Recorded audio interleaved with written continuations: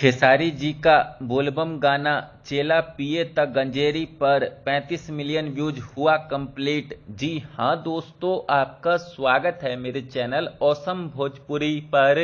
Video को पूरा देखिएगा। वीडियो पसंद आए तो वीडियो को लाइक और चैनल को सब्सक्राइब कीजिएगा। दोस्तों, खेसारी जी का चेला पिए त गंजेरी बोलबम गाना, जिसे पिछले साल आराध्या फिल्म्स यूट्यूब चैनल से रिलीज किया गया था।